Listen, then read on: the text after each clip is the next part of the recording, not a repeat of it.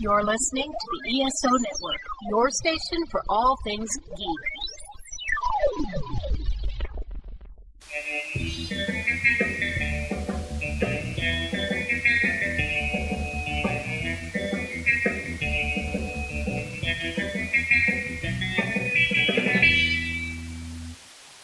Welcome to my beautiful childhood.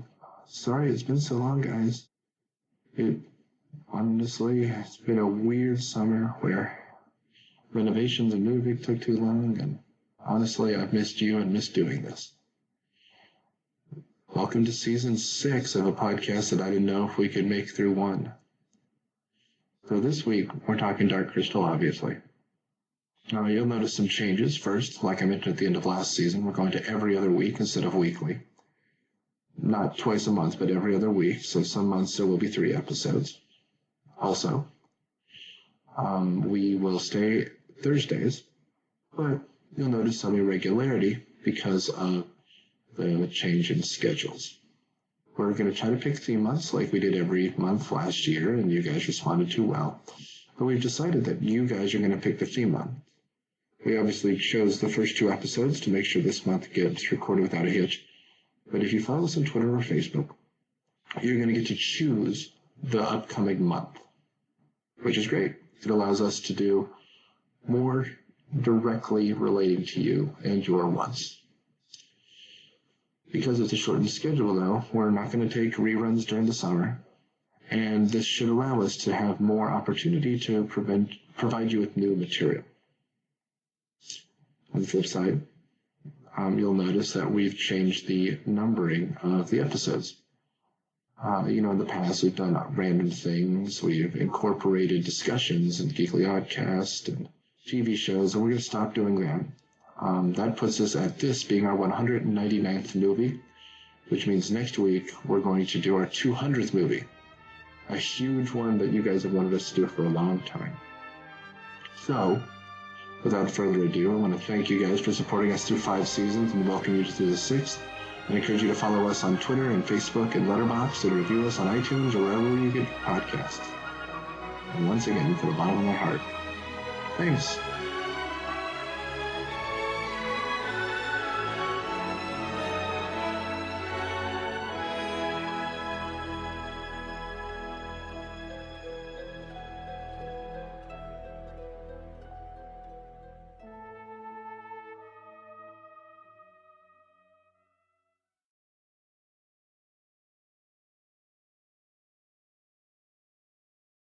Do you enjoy pop culture? Of course you do. You're already listening to Pop Culture Podcasts here on the ESO Network. The Rusted Robot Podcast discusses movies, trailers, TV shows, space and robot news, and so much more. Won't you please join us for a pop culture overload wherever you listen to podcasts? TheRustedRobot.podbean.com, a proud partner of the Soulforge Podcast here on the ESO Network. The Rusted Robot Podcast.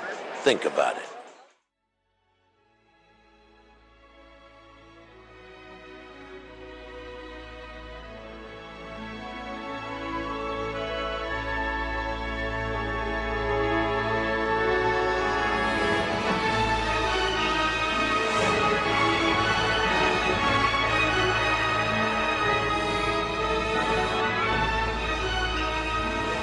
Welcome to my beautiful childhood. This week we have returned from a long break, guys. I don't even know what to say, so I'm going to introduce myself and the gang. I'm Nick Hoffman, host of Myopia Defender Childhood, and riffer on Cineprov, kind of still. And on panel we've got... Hello, this is Daniel. I'm a little out of practice, so instead of making a witty remark, I'm just going to go, And I'm Matthew W. Quinn, noted author of The Thing in the Woods and upcoming Little People, Big Guns. And I too shall go, Is that a porn? Yeah. No. Little People, Big Guns. No, check out his writing if you can, folks. Yeah, Matt's maybe the most talented writing-wise among the three of us. Big time. Because Daniel does reviews and I have a dissertation, which got me the doctor, but doesn't matter otherwise. He walks into a room every day going, "Hi, everybody," and we're supposed to humor him, and it's annoying. Hi, everybody. Humor him. So welcome to season 6. Good Lord. Yeah, I've known Daniel for 5 years now. So we're obviously starting with The Dark Crystal because we decided tonight after eating pizza that we would watch The Dark Crystal. This feels like we lost a bet at some point. And we'll get to that in a second, but welcome back. Obviously, we've lost some time here, and that's because I moved and shit went down, and Daniel and I tried to record something this summer, and it fell apart, and we'll get whatever. This is our new episode to start us off, and it was an episode that people wanted us to do. So, yeah, welcome back. Yeah, I'm not sure. Who was it specifically that wanted us to do this? Because I feel like I should hurt them. Well, we'll talk about It might have been. I remember wanting to do this before. Well, and we had some other people who suggested this when we were doing our Muppet Month. No, it's become this big cult thing, which there's a lot of people out there who are really defending this and begging for a sequel, and I think Well, that's why they Netflix- have the prequel. Yeah, Netflix is going to release probably in a month this prequel series around this, Which is why we thought we would do it, Yeah, right. among other things. And I mean, it's why Netflix owns the thing now. So if you want to watch it, it's on Netflix, of course. And I get the feeling people suggest it because, and this is just a working theory, there's a lot of mythology here, but it's bullshit. So why would people recommend it? Well, they'd recommend it because if you own it on VHS, back when VHSs were $20 in Reagan's America, so $30 or $40 now, you watch it 1,000 times and you started to see things that aren't there. And I'm sorry, man, this movie is a lot of pretending it's not there. I can see a prevert bird out there. Oh, sorry, prevert bird. goodness. Well, you're A kind of prevert bird that goes. Herm. It makes the sound that a pervert makes on a phone call. The kind of phone calls that just don't exist anymore, thanks to cam girls. And Now- you're doing the And real caller work. ID. Yeah, right. I'll be honest, I'd only seen this once before tonight, and I'm pretty sure the way I heard about it was because of that gangster rap sketch on Robot Chicken they did about Dark Crystal.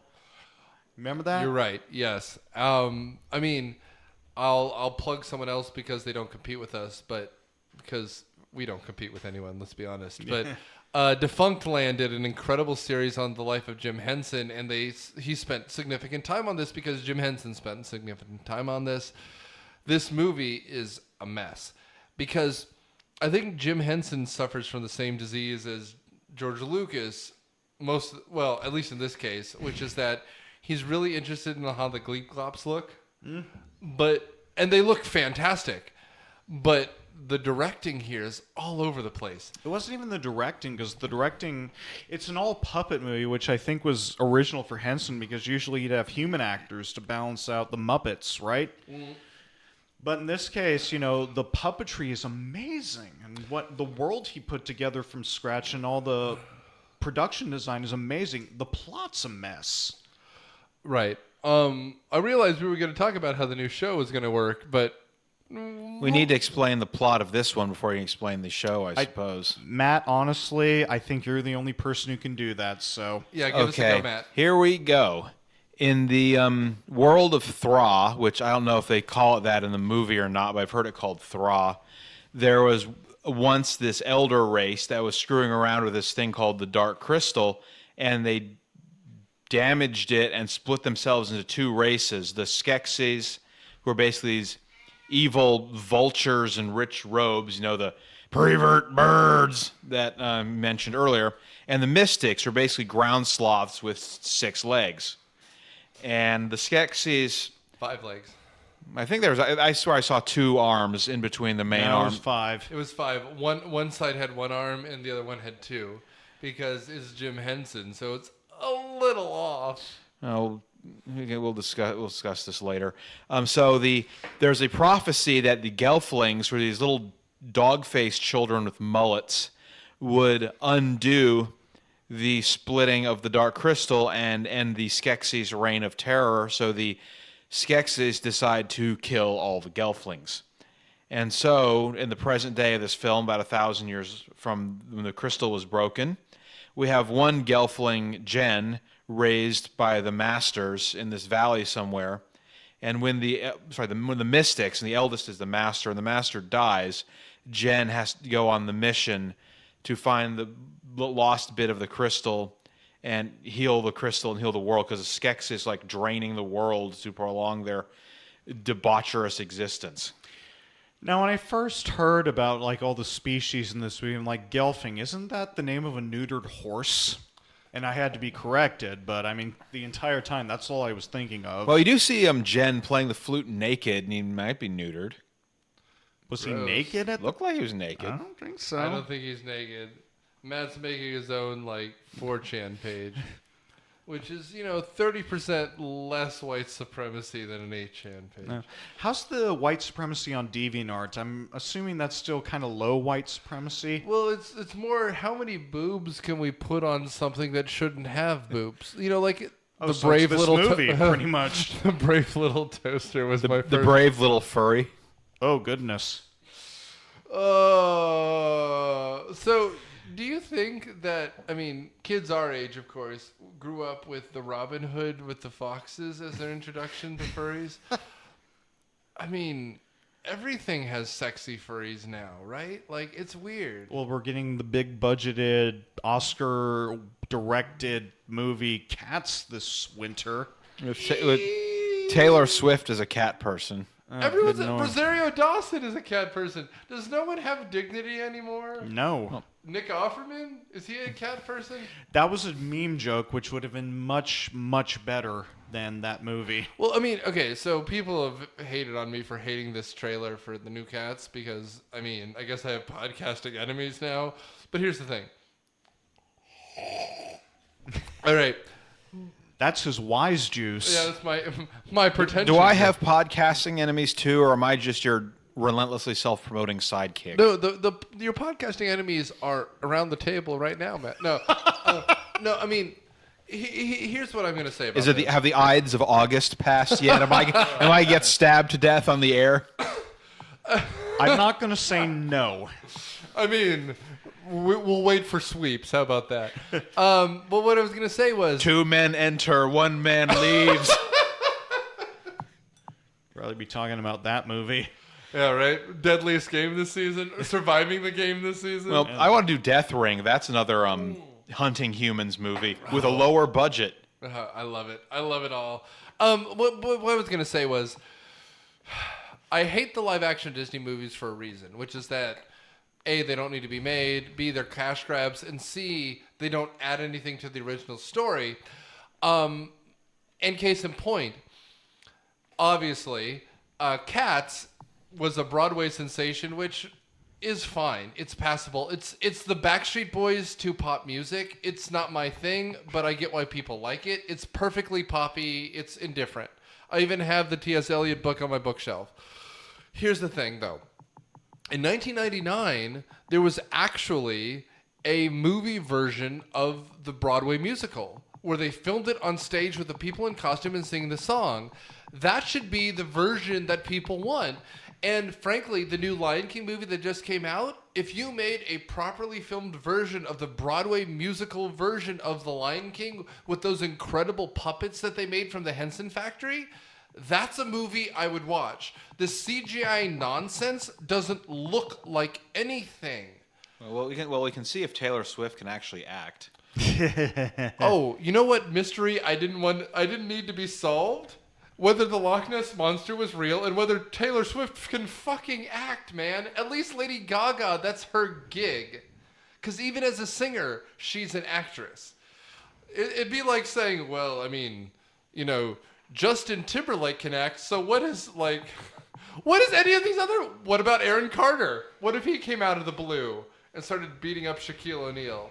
Which is a reference to a song which shouldn't exist. Anyway, Labyrinth. Hey, we did that one. So Dark Crystal, I guess? First and foremost, with regards to that VHS version of Cats, John Mills was apparently in that movie. The late, great British character actor, John Mills, which when I found that out, I was... my jaw was on the floor, but anyway. But that's what it should be. Because even that Rent movie, which is garbage. Oh, yeah. At least they took people who could sing and just made the play on the stage into a movie, right? Why cats? Why CGI? Why forced perspective? Why hire the Gandalf guy? Andy Serkis might as well fucking be in this. Isn't Andy Serkis directing half of this shit now? I guess so, but Well, they killed off Claw in the Marvel movies. What else does he have to do?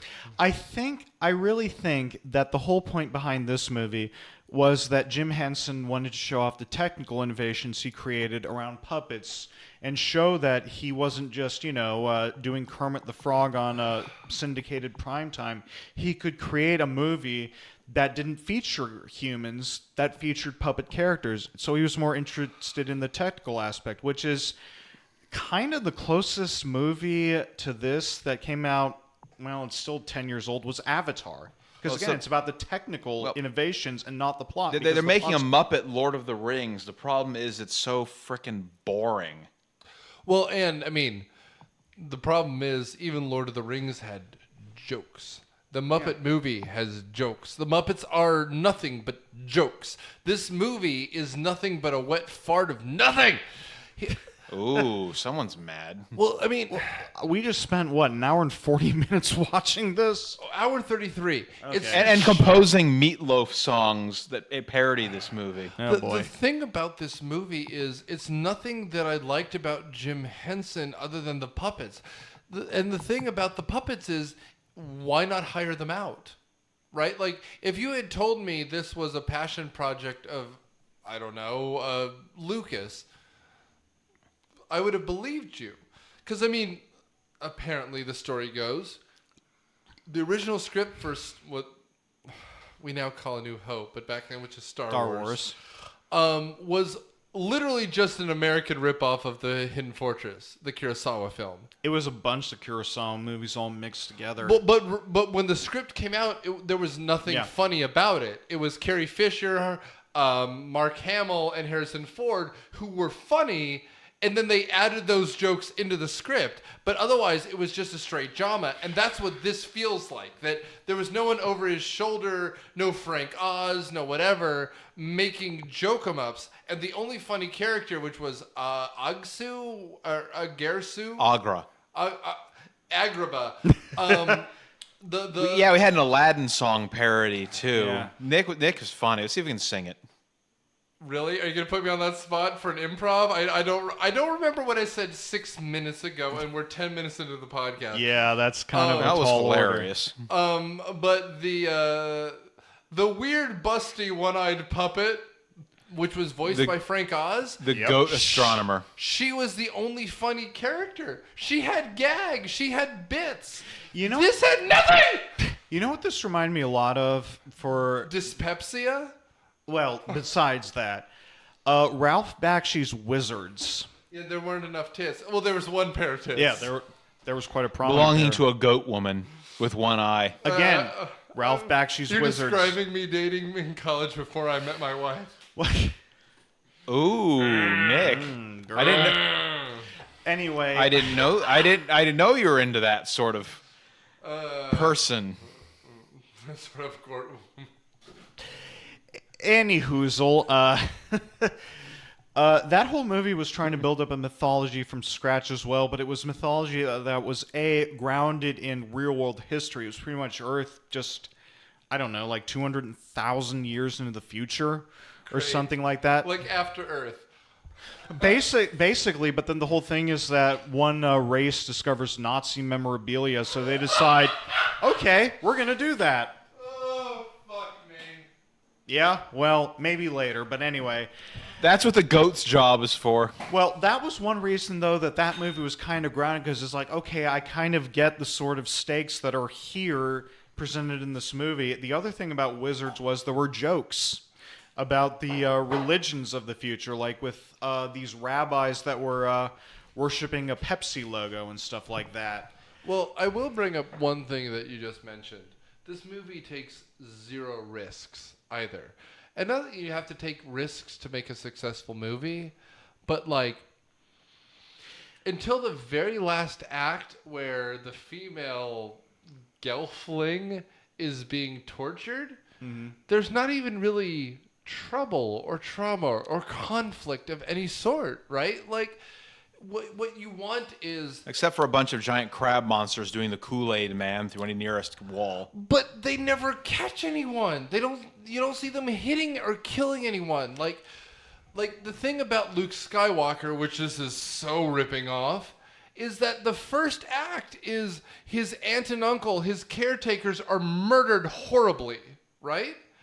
Why don't the Gelfling Jen, our main character, who is as lifeless and colorless and awful as anything, like, at least, I mean, Luke Skywalker, and I love Mark Hamill, but he's a whiny little bitch in that first movie until he learns to, like, become a character. Literally, Leia slaps But I him want around. to go to the Tachi station and get the power converters. I mean, the only way you can summarize Luke, and I love that movie, and I do, but Luke in that first movie is Cartman going, meh, until Leia slaps the shit out of him, saves herself a Don't forget, she's been tortured for weeks. She grabs the gun, rescues them, right? Mm-hmm. Now there's a Skywalker whining gene. Yeah. Yeah. I mean, the Gelfling here is Prancibald. He's like... Well, I'll tell you one thing. First, the whole description of one of the villains just reminds me of, "We, the crab people, are here to take over you through the Jeffersons." but anyway, besides that, thank you, Matt. That's the thing about the story, and I think all of us mentioned Joseph Campbell at some point while we were watching this. It was an afterthought. It was just, okay, here's the monomyth, here's the arc, and I think there was a comic adaptation of the original Star Wars script. Go read that. It's terrible. It is. It's awful. Well, But that's essentially what this is it's a bunch of mythology they try and cram into this very short time, but they expect everyone to kind of get it. It would have been better if it was shorter, because I don't hate the movie as much as you guys did, but it is so boring. Matt, here's the problem, though. It's 93 minutes. This is one of the shortest movies we've ever done on this podcast. Wait, this was only 93 minutes? This is 93 Yeah, minutes. It's more or less. an hour and 33 minutes. I don't believe and you. that includes the credits. This is Netflix, so that includes the credits. This is a blissful, this is a nap movie. Nothing happens. And half of it is lumbering, like, condor creatures walking across a room, not speaking. I didn't even really understand, because there's that one scene at the beginning where I guess it's the Skrexis? The Skeksis. Skeksis? Skeksis. Okay. You're bringing Skeksis back. Okay. Back! The vulture-looking things. The prevert birds. Yeah, the prevert birds. Them prevert motherfucker. Okay. Well, there's that scene where they're kind of introduced by just looking at their dying emperor, and then he dies, and there's that Evil Dead ripoff thing where his body dissolves and turns to dust. Yeah. And it's like, what does this mean? What am I looking at exactly? How does this establish who these characters are? So, they're a decadent, dying race. Well, there's a whole bunch of ways you could show that. I mean, just off the top of my head, you ever seen Dark City? Yes. No. You've never? Okay, you should go check Dark City out, Matt. But that's also about this dying foreign race, and well, not foreign, alien race, but or movie we've done, which some of these characters look a lot like, which is The Fifth Element. Yeah, exactly. It's that sort of thing. But it establishes what they're looking. I'm now imagining the Chris Rock and Thraw screaming his head off. You know why that'd be great? There'd be a person in this. There's no people. And the reason I don't care, I mean, you can do a puppet movie if you want. The problem is, even in Muppet shit, there's human beings because you need someone to react off of. Because Muppets inherently move very slowly. That's a part of it. Well, actually, that's a big part of it, because it's usually the human characters that are your entry into this puppet world, and the puppets are just sort of set decoration. But at the same time, because, you know, Michael Caine took the fact that Kermit was his employee at that lone house seriously, I took it seriously, right? They are humans in that you treat them like people, but at the same time, we need an end. This is the most foreign movie that we've done in some ways. And that's the other big thing about it, because even with the other alien races, there's at least some visual cues that they're evil. Like they're shrouded in shadow, for example, or they're dressed in dark clothing. And this just is like, okay, they're like giant turkeys. They're giant vultures. So what? So Jim, it's me, George Lucas. I think you're stealing a lot of my bits here, buddy. Return to the Jedi's coming out in 2 years, and Well, I've got a question for you there, George. Do you still want me to direct your Jedi movie?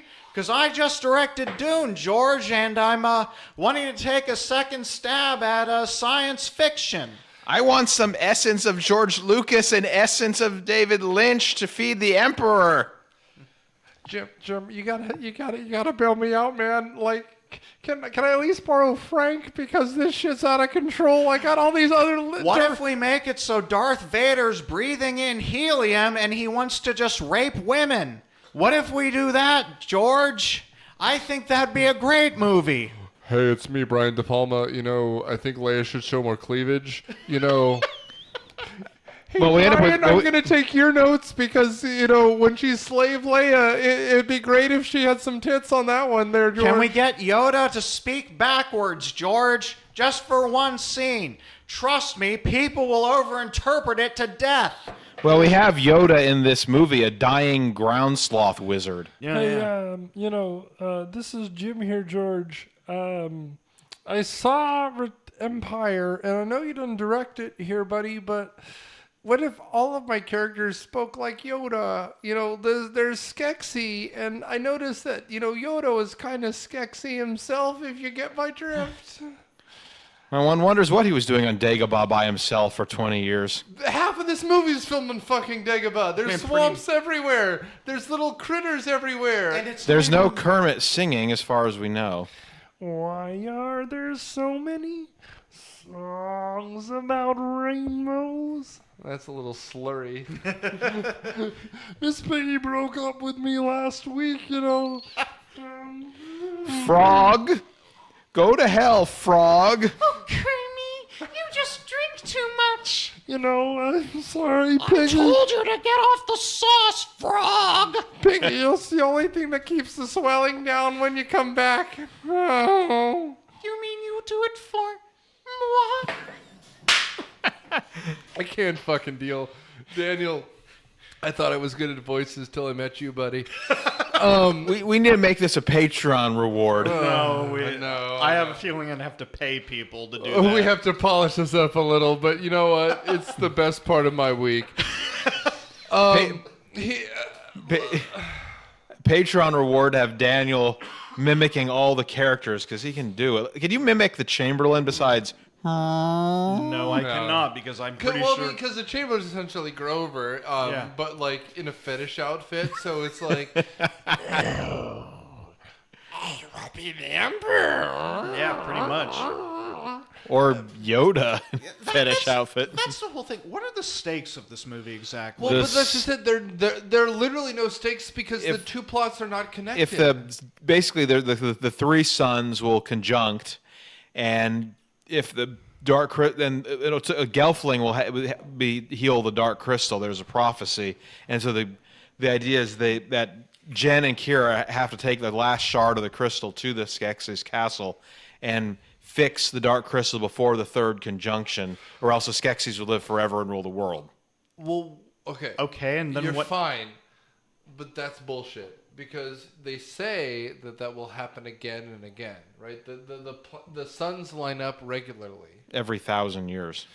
Fine, so it could happen again another 1,000 years, and the Skeksis already rule the world. Yeah, exactly. So it's about stopping their rule, not preventing their rule forever. Right? No, I'm not poking at you. I'm just saying that the plot doesn't make sense. And then finally, the Skeksis are tied to a group called the Mystics, right? And the Mystics are a bunch of old fucks who are waddling around. Well, that was the other thing that I think I even said halfway through, because the Mystics are connected to the Skeksis, so to the point where if a Skeksi dies, a Mystic dies. So if the Skeksi are evil, and the whole purpose of this movie is to prevent them from continuing to rule the world, why didn't the Mystics just, I don't know, all commit harikiri or something? Well, and also, to be blunt, there's 7 of them left. We see them all at the end. They're waddling across the desert, which, again, feels very Star Warsy. Well, doesn't that also mean that there's only 7 Skeksi left? More, yeah, pretty much. Now the Werner Herzog beginning, they have this whole narrator. Yeah. And now there are only 10. Matt has entered our world finally. I do like the idea, though, that at the end, Jim Henson is just like, and then at the end, there's the great merger, and we will not watch this, but I will watch it myself. And my goodness, this is just terrible. During the great conjunction, the Skeksi and the Mystics must determine their destiny. They must decide if they will join together as one. Well, the Skeksis didn't seem to have a choice in the matter. They're getting dragged into the Mystics. So, Matt, butt first. I'm going to talk only to you for 1 second because Daniel's listening, and I'm going to whisper. One of my favorite... I've argued with you for a long time about this. Daniel is fantastic at the voices. And I try. I do try. I would love him to read children's books for the Patreon. In his voices. Can you imagine Hop on Pop with his Werner Herzog? Can you imagine, right? Goodnight Room with his, George Lucas or whatever? Or I think we should do this. Because, you talk about his voice, but you should do this for the Patreon. That's not an idea. But I'm taking your idea and applying... his Christopher Walken to the Lorax. These truffula trees. I do not like them, Sam I am. I do not like the green eggs and the ham. And I could do... I could... The one thing I'm sure I could do is my Kermit the Frog, which is... And I'm a little out of practice. Daniel and I could do the world's most inappropriate Rocky and Bullwinkle routine. Hey, Rock, want to go to Thra and go hunt some Skeksis? Fuck no, Bullwinkle! But they're destroying the world with their debaucherous ways, Rock. We've been over this 100 times, and I just don't give a shit anymore. Mister, I said with a sawdusty sneeze, I am the Lorax. I speak for the tree. And the trees will all be cut down by the Skeksis to live their debaucherous lifestyle, Rock. Don't you want to help the Lorax?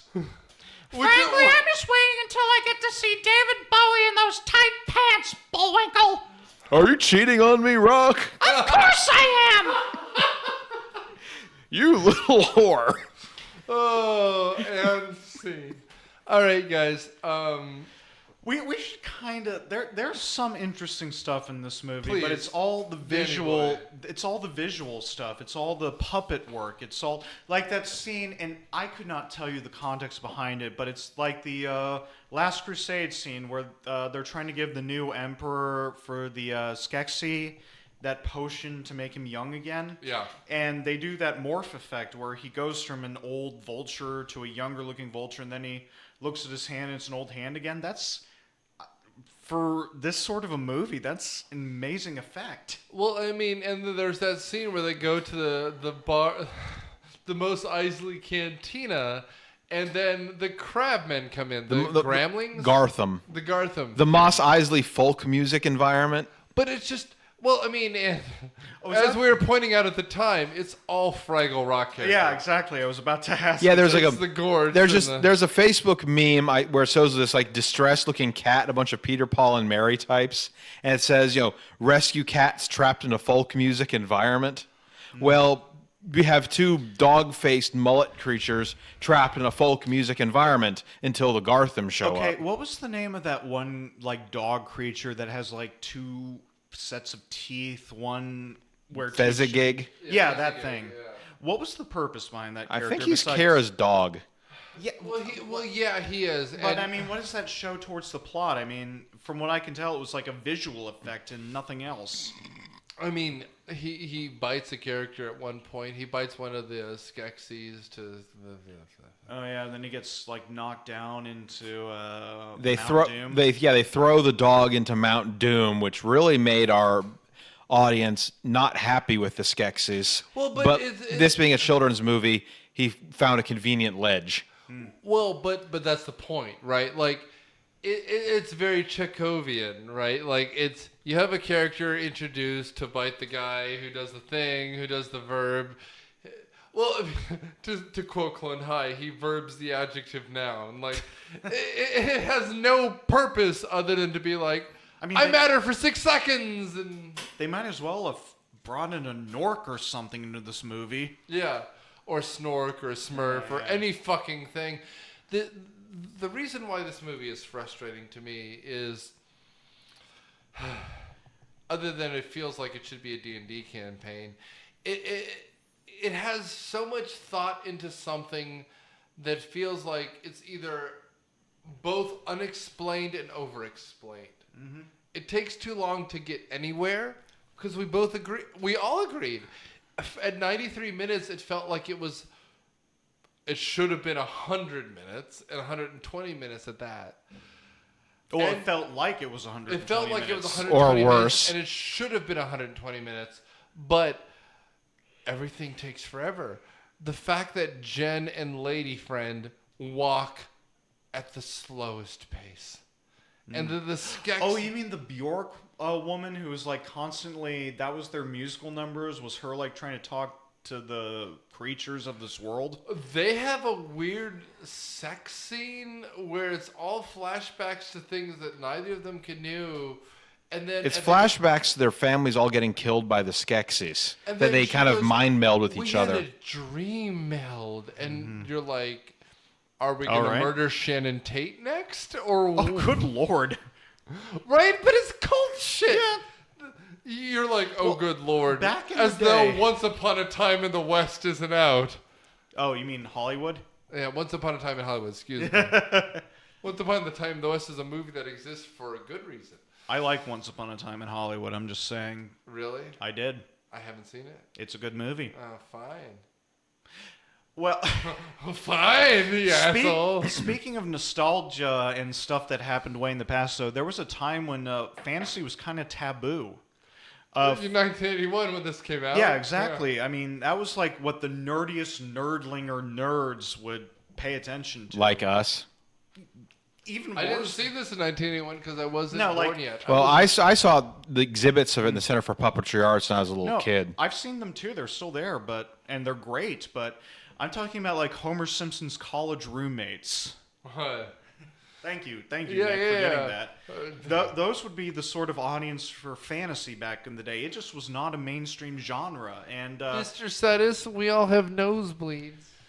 No, I want those geeks out of my house.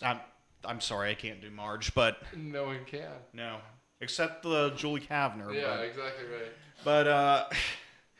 But I mean, that was the whole thing. So whenever people made fantasy, they didn't bother to really explain anything because they figured the people who were actually in that audience would sort of get it. Yeah. And it was kind of the same with Ralph Bakshi. Well, I mean, the difference was... I mean, I was going to say Ralph Bakshi had jokes, but he really didn't. The budget for Ralph Bakshi must have been smaller. Oh, a lot smaller. Because, like, that had an independent feel. The movie we just did... feels more expensive. I mean, like, the problem is now in 2019, we're talking about movies that have a $250 million budget because they're going to make $1.5 billion. The movie we're talking about was profitable, but profitable with like a tilde, right? Like, it's profitable-ish. Well, I mean, that was better than Labyrinth did because that bombed. Well, but that's what I was going to say. Like, this movie people showed up for because they thought they were going to see the Muppets. You know, this is going to be the Muppets in Dark Crystal. Oh, would this have been like what was that Muppet movie that Troy McClure took? The Muppets Go Medieval. Yeah, that. I was gonna say the Muppets in Middle Earth. Why not? Better movie. Better movie. But Is Frodo Kermit the Frog? I would imagine Frodo would be Gonzo. Rolf, carry me. Yeah, that's better. I think Kermit would be Gandalf, and Miss Piggy would definitely be Eowyn. Eowyn, yeah. Is that would mean she'd be Galadriel. Let's be honest, she'd right. be Galadriel. Well, she could be Eowyn, and Kermit could be Faramir. You frog. And Rizzo would no. Rizzo would be Gollum. No. I think Kermit would be Samwise. Gonzo would be because you want Gandalf to be a secondary character, right? Because he disappears halfway through that first movie. He dies fighting the Balrog. Yeah. And you're not going to make 3 Muppet movies based on this shit, right? Are you? You could try at this point. Oh. Disney Plus probably needs the programming. You know what would be great? If Gimli was Sweetums and they just shrunk him. Yeah. They did There the you go. You win. You win. and the Eagles were all Big Bird. We seem to want to discuss anything but this movie. Because there's nothing to this movie. Fuck me. I mean, at least when we saw Labyrinth, there was a lot to talk about. Like the size of Bowie's, hair. Yeah. And his, oversized musical numbers. Yeah, musical numbers. I mean, and the thing about the musical That didn't really numbers, fit in the movie that well. No, they were a little packed in to the movie. You could kind of tell they were just kind of about ready to just burst from the movie at any moment. Well, and at least it brought the women in the movie joy. The bulginess of those musical numbers. Oh, yeah. But the thing about this movie is it just feels like an art movie project. Well, which would have been fine because, and I still lament the death of Filmstruck because I'm one of those people, so feel free to throw shit at me, but they used to have all of Jim Henson's old art movies, like when he was a student and all of his early TV work, and it's really good stuff. Well, and art film is not easy for people. And again, I'm a film minor. I mean, and I know, Danny Boy, you and I watched a lot of art film. At least art film, you go into it knowing what it is. This movie is trying to be other film too hard. You don't have a Wayans Brothers version of art film, right? And like that's. I'm now imagining a Wayans brothers version of The Dark Crystal. It would be like Are the Skeksis gentrifying? No, it would be like that rap op. It would be that rap opera version from Robot Chicken. You know what it is? Honestly, Animaniacs. Yeah. Right? Animaniacs is the comedy adaptable, like gentrified, whatever version, like it's the subaltern version. By Warner Brothers or Sister Hand or None, the Skeksis' reign shall be undone. And they all sing. Yes! Why not? You nailed it. Like, that's what it needs to be. And maybe Wacko can hit on Agra, hello, nurse. Well, I mean, it's the same way that Muppet Babies was all the Lucas and Spielberg shit, right? Like, you need a filter to feed it through. There's no filter here. There's no comedy here. There's no joy. Like, and I mean, Matt, you referenced me at one point saying, like, there's charm to a movie. The charm here is all in the effects and the character creation, which does not make it a movie. One of the most impressive things I've ever seen Criterion do, and this is the most pretentious bullshit we've ever talked about on this podcast, but like Yellow Submarine is a bullshit, terrible movie. I enjoy it because I like the Beatles. I'm that end of the millennial scale. And yet, Yellow Submarine is awful. It's awful. But the Criterion version has a neat trick. There was a Criterion version of Yellow Submarine? I believe so. And if I'm wrong... We all live in an expensive box set, There's a DVD version at least, and I thought it was Criterion. If I'm wrong, I apologize. But you can switch it where you turn the dialogue off, and you just listen to the soundtrack the whole way through. Ooh, that'd be good. That's what this needs. You don't understand what they're saying because the dialogue is garbage. But if you just saw that amazing puppetry with 5.1 surround sound and an amazing soundtrack, and this soundtrack is C-. But if you got someone, hell, Labyrinth has David Bowie doing it, and I mean, I was talking Yellow Submarine. It's George Martin and the Beatles. If you just had someone doing something with this audio, the visuals are incredible. I told the guys when we watched this, it would be an interesting Italian film, right? If you didn't understand what they were saying, but you were just looking at this visual, because everything moves, man. I guess this brings us to Final Judgment for a movie we've barely talked about, but Suddies. All right. So death is better than talking about this movie. You know what this reminds me the most of is Avatar. By which I mean it is such an impressive tech demo. And when Avatar was released, that's what everyone was talking about. How amazing it looked, how utterly groundbreaking the 3D effects were. And at the time, nobody had ever seen anything like it, so it was. But the story was shit. The dialogue was shit. There was no human element to it. It was just a tech demo. And that's kind of what this is. The puppetry work is amazing. The production design is amazing. Well, in Avatar, when the cat people's tree got blown up, I actually felt sorry for them. When Kira gets stabbed to death by a Skeksis in this one, I didn't feel anything at all. Well, there you go then. But it kind of just shows that maybe even James Cameron did a little more with that material. But that's just what it reminded me of. This is an impressive tech demo that shows some really great production design, really great puppetry work, but there's no human element. There's no reason for me to care about it, which at least Labyrinth, like it or hate it, we got a great soundtrack out of it. Matt? I remember seeing a lot of paraphernalia for this when I was a little kid, and I didn't see it at the actual movie until I was in high school, and I liked it then.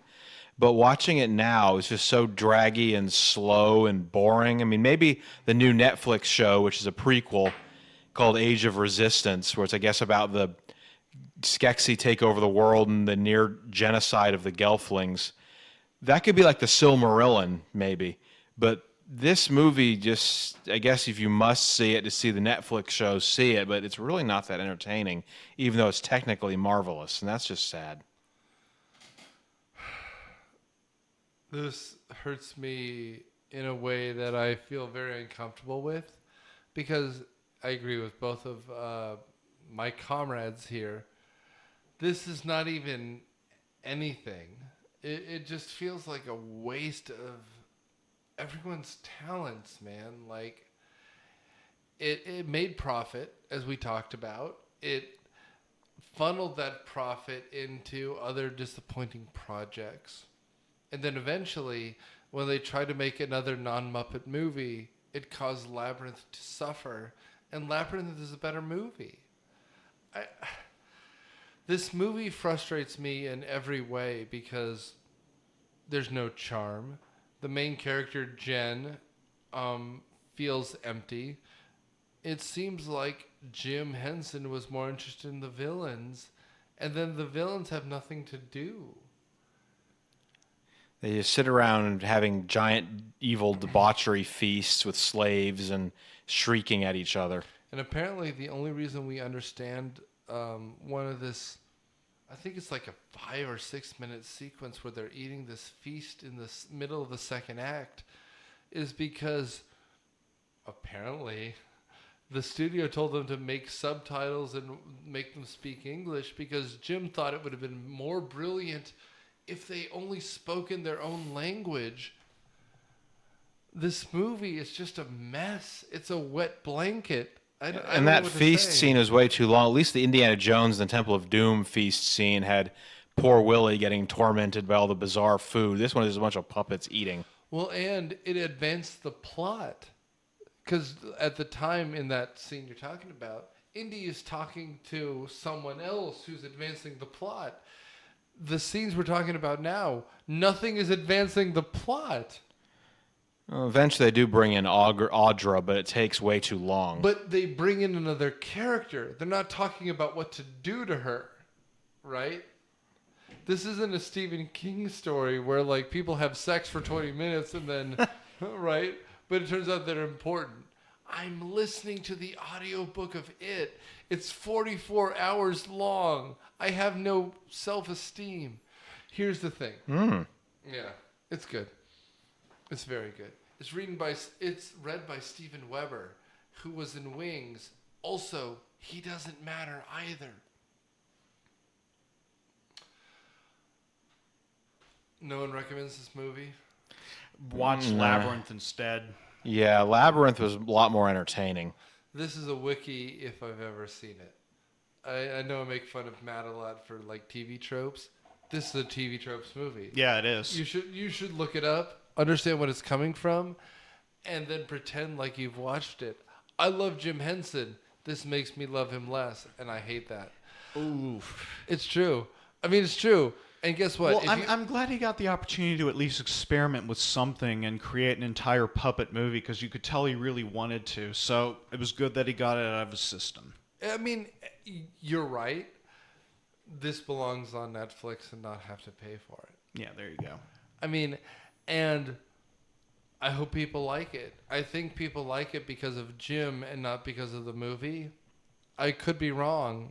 I mean, tweet at me. We have a lot of Twitter followers. We have almost 10,000.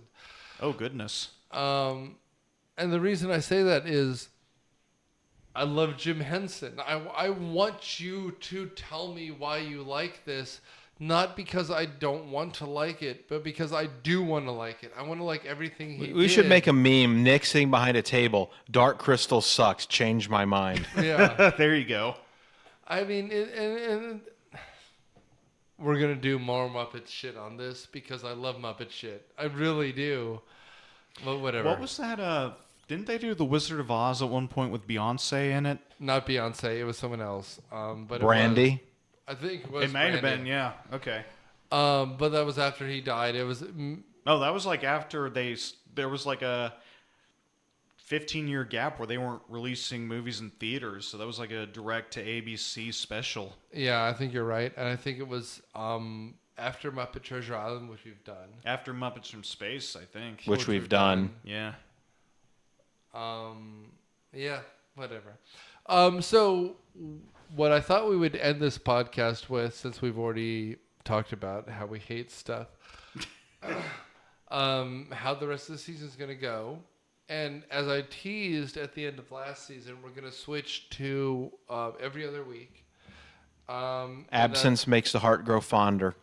Well, and it allows us to do longer episodes, and it allows us to, well, spend more time on episodes. And since we're all working and we're not making, money or time off of this, it makes sense to do it this way. And generally, this one is an exception because of, well, how long it took me to move and get readjusted. Wait. You're not making money off this and you moved into this house? Well, I'm making money. The rest of you aren't. Okay. Go to my reviews and click on those Amazon links. Make me some money. 7 cents was earned because of this episode. I'll be at the gas station at the intersection of Ponce and Peachtree. If you could just stick like a single in my underwear, that'd be great. He's a cheap date. He's a gas station stripper, apparently, from this story. There's no such intersection. What I was going to say is we're going to pick themes by month like we did last season because of the things we decided last season. Now it worked out okay. And we're generally going to choose a either successful, popular, mainstream, good version and a shitty version. So I guess my teaser is that we did this one, which was I'm going to say a surprise. It was just, we were fucking done with everything. It was a spur of the moment, as it were. And we were just ready to record a new episode. Sudsy and Matt here were biting at my tail to say, hey, my books aren't selling, or I am so lonely, Nick. So lonely. That was me. Yeah. Those 1 a.m. phone calls. I mean, I have so many texts just saying, hey, when are we going to record again? Hey, we're going to record again.